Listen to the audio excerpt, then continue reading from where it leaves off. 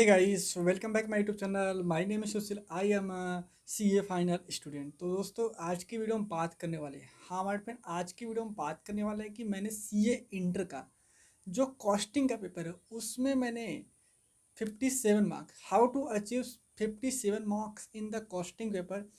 तो कैसे मैंने कॉस्टिंग पेपर में अचीव किया 57 मार्क्स उसी के बारे में पूरी डिस्क्राइब देने वाले हैं। और बहुत सारे लोगों का ऑलरेडी मेरे पास कमेंट आया, तो मैं ट्राई कर रहा हूँ आपको सारी चीज़ों को बताने का कि मैंने कैसे कैसे सारी चीज़ों को यहाँ पे ऑब्जर्व किया, सारी चीज़ों को कैसे मैंने एनालाइज किया, स्ट्रेटजी कैसे बनाई, क्या क्या मैंने स्टडी मेट फॉलो किया, मतलब क्या क्या मटेरियल मैंने फॉलो किया अपने सीए के एग्ज़ाम में specially for costing subject. So start the video without wasting time. अगर बात करें मैं कॉस्टिंग के पेपर के लिए, तो कॉस्टिंग के पेपर के लिए जो मैंने स्पेशली मेरा स्ट्रेटजी ये था कि मैं सबसे पहले कॉस्टिंग का रिवीजन किया। हमारे पे रिवीजन किया, रिवीजन क्योंकि इससे पहले मैंने ऑलरेडी कॉस्टिंग पढ़ा हुआ था, जो कि पीडब्ल्यू से ही मैंने कॉस्टिंग को पढ़ा था। वो भी सुनील केशवानी सर जो पढ़ाते हैं, सुनील सर ही पढ़ाते हैं, जो कि FMSM भी पढ़ाते हैं। तो काफ़ी अच्छा वो पढ़ा लेते हैं, ऐसा नहीं कि बहुत ही ख़राब पढ़ाते हैं, नहीं बहुत ही सुपर पढ़ाते हैं। तो उनका पढ़ाने का स्टाइल भी बहुत ही अच्छा लगा, और साथ में उनका जो रिवीजन का स्ट्रेटजी था वो भी काफ़ी अच्छा है। मैं तो अभी इस बार रिवीजन ही करके गया था।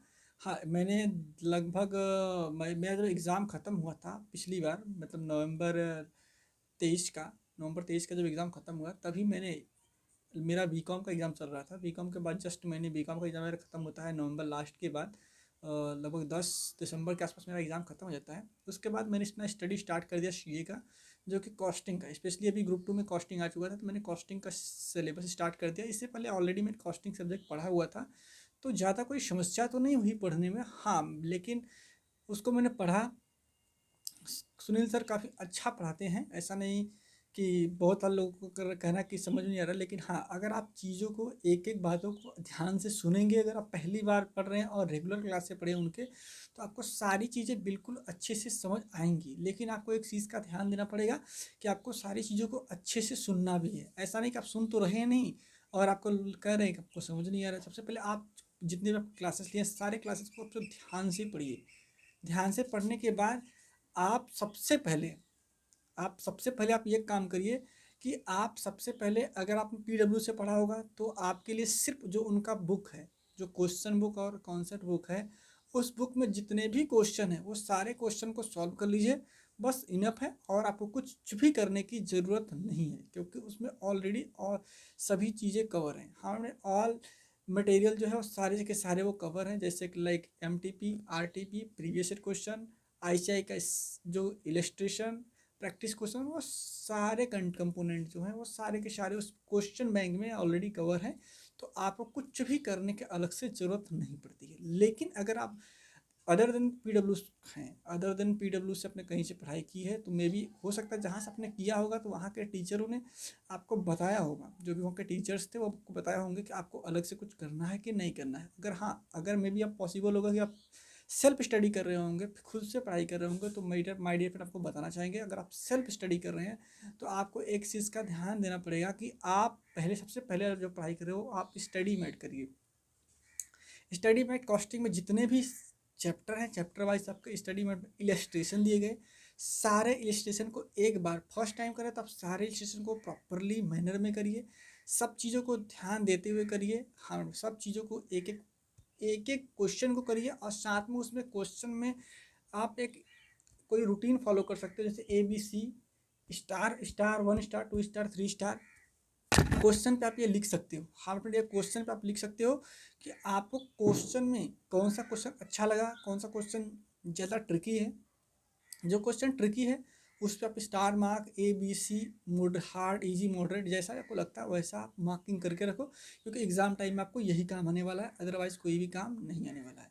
तो ऐसा करिए। उसके बाद आप डायरेक्टली प्रीवियस ईयर क्वेश्चन, उसके बाद RTP, MTP।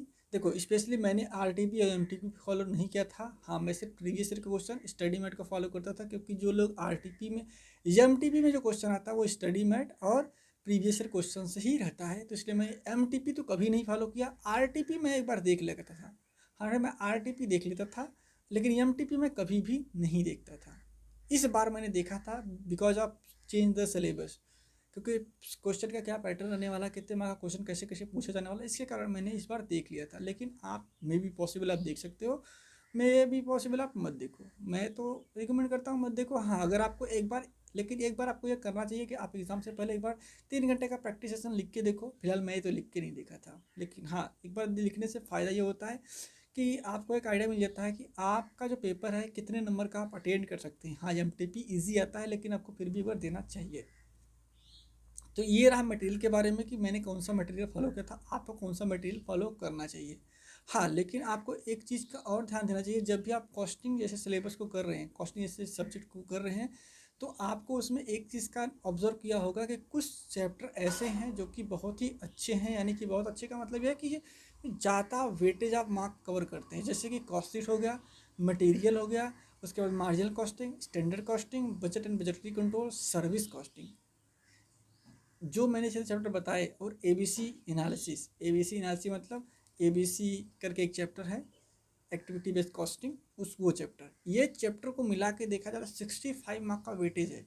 65 to 70 मार्क का वेटेज है ये 6 सब्जेक्ट, मतलब मटेरियल, उसके बाद cost sheet, ABC, marginal costing, standard costing, budget and budgetary control. बस यही, इतना ही चैप्टर मिला दिया जाए तो लगभग 70 मार्क का वेटेज है। अगर आप जब भी एग्ज़ाम में ऐसे एग्ज़ाम के लिए प्रिपेयर कर रहे हैं तो ये चैप्टर को बिल्कुल स्किप ना करें। ये जो 6 चैप्टर मैंने 7 चैप्टर बताया, इसको स्किप ना करें। ट्राई करें कि आपको सारे सारे चैप्टर करने हैं, इनमें से तो बिल्कुल नहीं छोड़ना है, क्योंकि ये पास होने के लिए आपके बहुत ज़्यादा ज़रूरी होता है। स्पेशली मैंने तो सिर्फ एक चैप्टर छोड़ के गया था। वो चैप्टर था इंटीग्रेटेड और नॉन इंटीग्रेट, जो फाइनेंशियल अकाउंट और कॉस्टिंग अकाउंट में आके मैचिंग करना पड़ता था। तो जो मैच रिकन्सिलेशन का चैप्टर जो था, रिकन्सिलेशन मुझे आता था, उसको मैंने किया था और मेरा आंसर भी सही आया था। रिकन्सिलेशन का जब क्वेश्चन 5 मार्क का 6 मार्क का आया था, तो वो तो मेरा सही था इस बार का। लेकिन हाँ, इसको मैं स्पेशली छोड़ दिया था क्योंकि मुझे ये ज़्यादा समझ आता नहीं था। तो इसको स्पेशली मैं स्किप, इस चैप्टर को मैं स्किप कर देता था, लेकिन रिकन्सिलेशन वाला पार्ट को मैं कर लेता था, क्योंकि रिकन्सिलेशन का क्वेश्चन 5 मार्क का जनरली देखने को मिल जाता है एग्जाम में। तो आप इसको बिल्कुल ना छोड़ के जाएँ इतने चैप्टर, तो आपको पास होने की पॉसिबिलिटी बहुत हाई हो जाएगा, और मे बी आप पॉसिबल है कि आप एग्जामेशन भी ला सकते हैं अगर आप इस तरह से अपना प्लानिंग करेंगे जैसे कि मैंने किया। और हाँ, आप ट्राई करो कि आप अभी एग्ज़ाम को काफ़ी दिन बचा तो है नहीं, लेकिन आप फटाफट से, अगर आपका क्लासेस बचा हुआ है तो उसे कंप्लीट करो, और रिवीजन फटाफट कम से कम 3 रिवीजन तक दो। अगर आप फर्स्ट टाइम पढ़े तो 3 रिवीजन, अगर आप सेकंड टाइम पढ़े तो 2 भी हो सकता है पॉसिबल, कोई दिक्कत वाली बात नहीं है। अगर आप फर्स्ट टाइम के लिए जा रहे हो तो आपको 3-4 रिवीजन कंपलसरी है। बाकी इस वीडियो में यहीं तक, और अगर आपका कोई सवाल है तो आप हमें कमेंट बॉक्स में पूछ सकते हो, मैं ट्राई करूँगा उसकी पूरी पूरी रिप्लाई देने का। और बाकी आपको ये वीडियो जैसा भी लगा हो, अगर आपको ये हेल्पफुल रहा हो ये वीडियो, तो कमेंट बॉक्स में ज़रूर बताइएगा कैसा लगा आपको ये वीडियो। बाकी चलिए मिलते हैं तब तक नेक्स्ट वीडियो में एक नए टॉपिक के साथ।